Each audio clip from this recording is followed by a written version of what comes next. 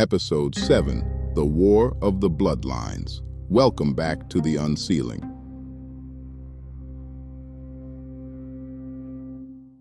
Today, we are going to war for the identity of the patriarch.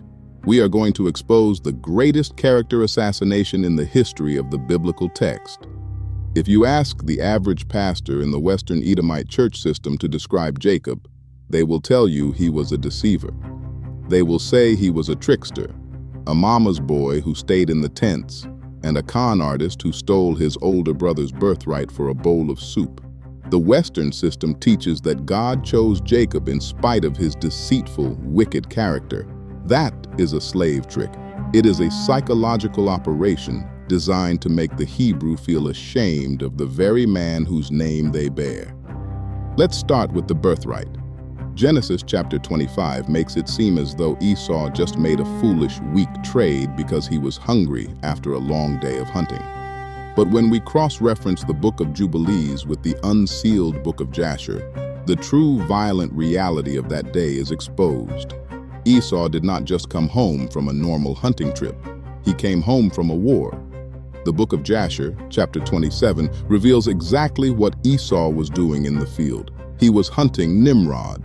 Nimrod, the king of Babel, the man who built the tower, was the ultimate predator of the earth. But on that day, the predator became the prey. Esau ambushed Nimrod, beheaded him, and fought his way through Nimrod's guards. But why did Esau kill him? He killed him to steal his clothes. Jasher reveals that Nimrod possessed the original garments of skin that the Most High made for Adam and Eve in the Garden of Eden.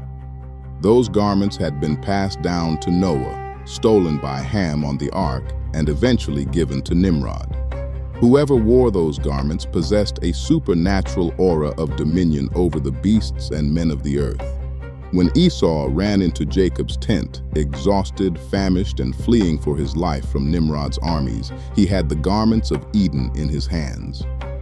Listen to me very carefully. Esau did not sell his birthright because he was stupid. He sold it out of supreme carnal arrogance. Esau held the physical garments of global, earthly dominion. He looked at Jacob, and he looked at the spiritual birthright of the covenant, and he despised it. He thought, I have the power of Nimrod. I don't need the invisible God of Abraham. Esau was a totally carnal man, and the records prove that he rejected the Most High long before that day. Because of the true mathematical timeline we uncovered in our earlier episodes, we know that the ancient patriarchs lived concurrently with their descendants. Noah's son, Shem, and Shem's great-grandson, Aber, were still alive when Jacob and Esau were growing up. The book of Jasher records that Jacob left his father's house and went to the tents of Shem and Aber for years to study the laws, the calendar, and the protocols of the Creator. Jacob submitted himself to the ancient, righteous order, but Esau refused to go.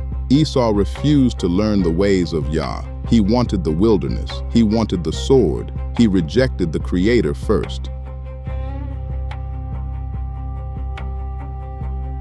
The true deception of the Standard Bible is how it hides the age, the purity, and the discipline of Jacob. Genesis makes Jacob look like a young man hiding behind his mother's skirts when it comes time to find a wife.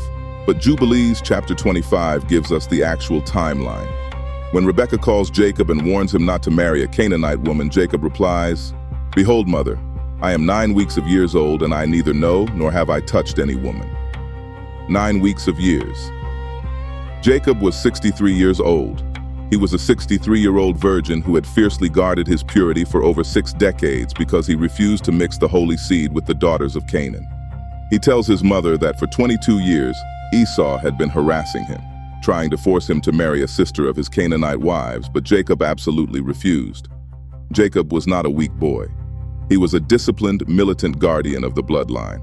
When Rebekah hears this, she doesn't just smile. The spirit of righteousness descends upon her. She places her hands on Jacob's head and operates as a prophetess of the Most High, declaring that he is a pure and holy seed. The Edomite scribes hid Rebekah's prophetic anointing to make it look like she was just a scheming mother.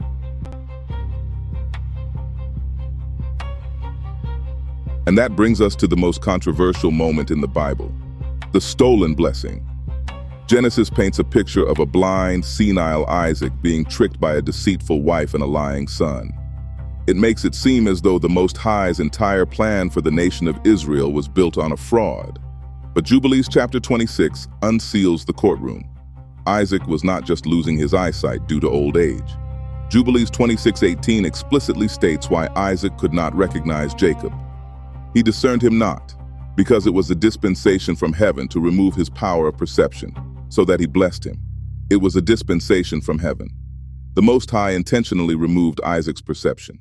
Isaac loved Esau, but the Creator loved Jacob.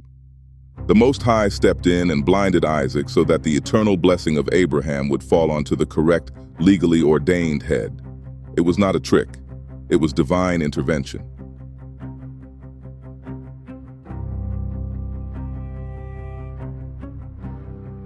But here is the ultimate cover-up, the most damning omission in the entire Standard Bible. When Esau finds out he lost the blessing, Genesis records Isaac giving him a secondary blessing. Genesis 27:40 says, "You will live by the sword, and you will serve your brother. But when you grow restless, you will throw his yoke from off your neck." That is where the Standard Bible ends the prophecy.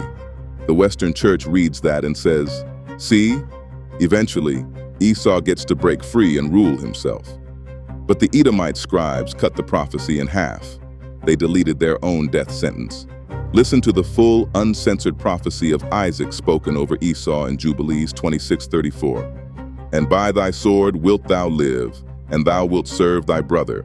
And it shall come to pass when thou becomest great, and dost shake his yoke from off thy neck, thou shalt sin a complete sin unto death, and thy seed shall be rooted out from under heaven." Let that ring in your ears.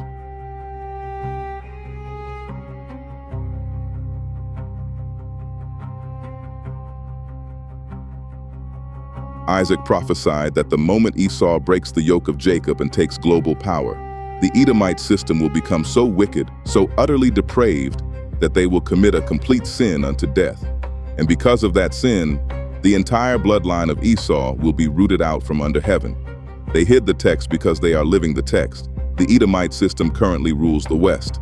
They broke the yoke. They took the power. And look at what they have done with it. They have polluted the earth, altered the DNA, shed the blood of the innocent, normalized the demonic, and stripped the chosen people of their identity. They are currently committing the complete sin unto death, and their rooting out is guaranteed by the very blessing they tried to steal.